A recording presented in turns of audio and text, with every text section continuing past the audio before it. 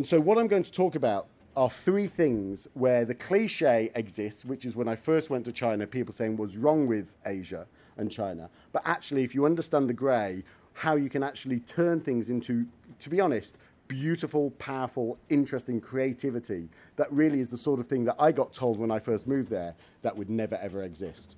So the three things we're going to talk about, because I can't read my own writing, is duty before pleasure, confidence without question, and that status is a price point. So we'll go through them one by one. The first one is duty before pleasure. Before I really go into it, I've got to give you the world's quickest cultural lesson. So there's a one-child policy in China since 1978. There's about 400 million less people in China than would have been.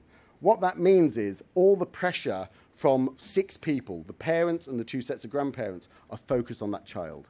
That child's well-being and success is almost about cultural pride, the ability to say that you're a good parent, and to be quite honest, almost like your pension scheme. That child's success will also help and look after the family. So there's incredible pressure, which is why you only have one chance at success. You will do everything in your power to make sure that child succeeds. So we talk about the tiger mum, and people always say that as if it's a negative thing, and that's an argument that is a cultural context, or a philosophical argument, rather than anything factual. But what's really interesting is, from a Western context, children don't get to be children very long. And the need for that child to prosper is very important. So this focus on academic is really, really a key issue in most Chinese families. And yet, despite that, in terms of social media, there's 700 million people that are playing on it at any given time. 700 million. And the reason for that is because there is literally fucking loads of choice. So much choice. It's incredible. But the thing that's really interesting is that all of it has been designed to be basically useful and social. I personally believe that China was made for the digital market because China has always been about basically who you know rather than what you know. And what digital has done is empowered people to do it in a more powerful and quick ways. I have to just stop for a second and tell you that this is my wife. And the reason I'm telling you this is my wife is because what I'm going to show you next, I don't want you thinking that I'm a pervert. She is perfectly aware of what I'm about to show you. And I say that because my client once saw this presentation and he didn't talk to me for a long time. So I'm saying my wife knows. What we did was we went on this Momo site, this place that thinks you should rediscover your neighborhood and have friends, and we should all walk hand in hand and go for drinks and play hula hoop together. And what actually you find on these websites are women like Sexy Muse. Now, Sexy Muse, you know, it's not a dramatically bad thing that she's showing. She's, you know, there's some visuals that are of her body that she probably wouldn't show in normal public. But it's quite a big statement for China, which is an inherently conservative culture, which is not about going outside of the status quo. But then you go on to Bella. And Bella, well, you look at the top left, she's very demure. But as you go further and further around, oh my God, she's like showing it off. And again, in the context of, to be honest, anywhere, but especially China, that's quite dramatic. And then you go even further. Now, admittedly, I did later find out this woman is a prostitute, so that sort of explains something. But that photo with the banana is the most unsubtle thing I have ever seen.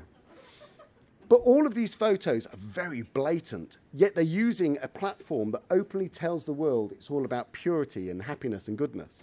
But it's not just about sex.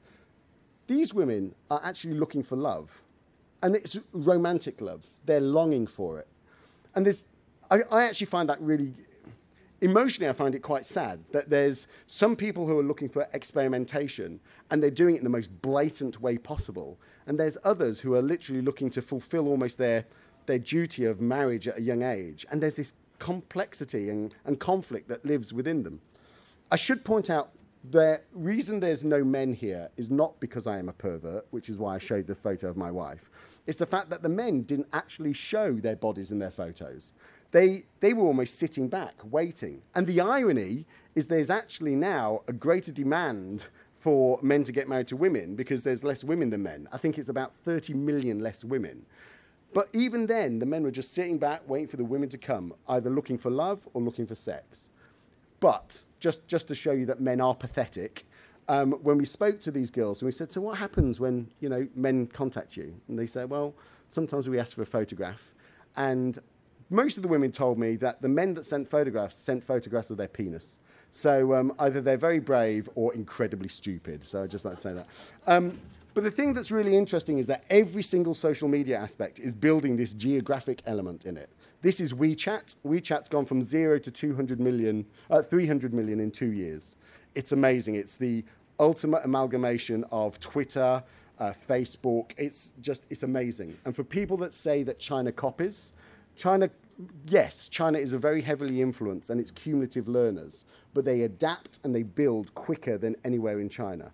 So let me tell you, as much as we talk about Instagram and Twitter, these guys are innovating with real meaningful stuff at a faster rate than those two guys are.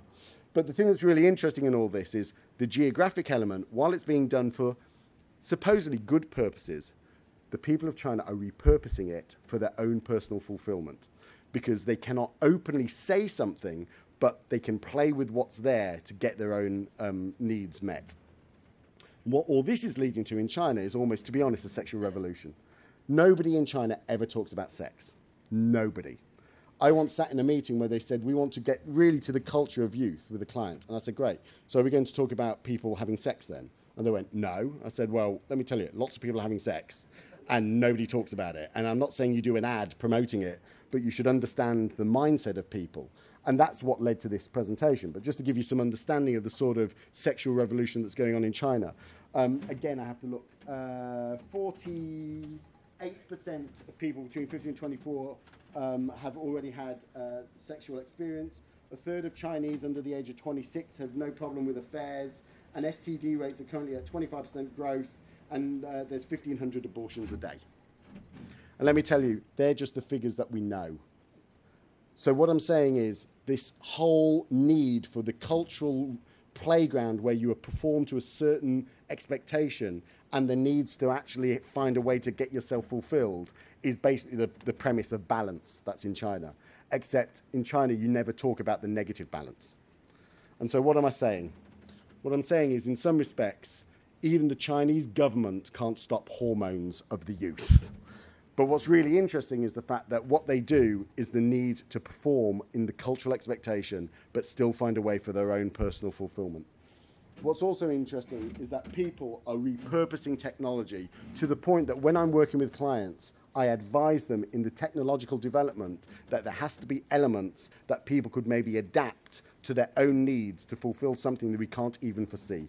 That if we're too literal in what we're trying to execute, we might actually minimize the potential of take-up because people need an opportunity to actually find a way to express themselves. So we would never have known that if we'd just accepted the data and the figures. But when you start walking in the grey and you start walking in the mud and you start talking to people, and you start finding out what's really going on, it changes everything. Which leads to the second point, confidence without question. Look, I love Australia. As I said, I'm married to an Australian. We have a house in Balmain. The immigration department have even given me temporary PR status. So I literally love this place. However, my God, it's racist. And I know somebody was on Mumbrella and they all slagged him off because a comedian in America said you're racist, and maybe he was being extreme in that. It is a racist country, and it's through a lot of ignorance. I'm going to go on a rant here. I got in the taxi from the airport. Taxi driver found out I lived in China and literally went off at me.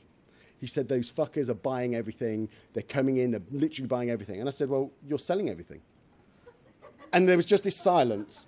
And then I said, don't sell it to them then. And he goes, why are you selling it? And he goes, well, they give us too much money. I said, well, hang on. You're complaining that somebody's overpaying you for something. I said, if you were selling a house, I bet you wouldn't complain. It is an inherently nervous nation, and yet it's an amazing nation. And one of the things that really I found quite interesting, being here again and talking to people, and also spending a lot of time in Chinatown just talking to the community there, is just hearing how people in Australia, and not just Australia, the UK is fucking a nightmare for it, have this myopic view of what's going on in China. The media only present the terrible stories. They always present the most horrific stories, and they make it sound like the people are barbarians. And they make the youth sound like these rich, arrogant people who just come in and throw money around. That it's all about this sense of, oh yeah, we're going to change the country. We're going to rebel. China's on the edge. China's on the edge. It's utter fucking shit.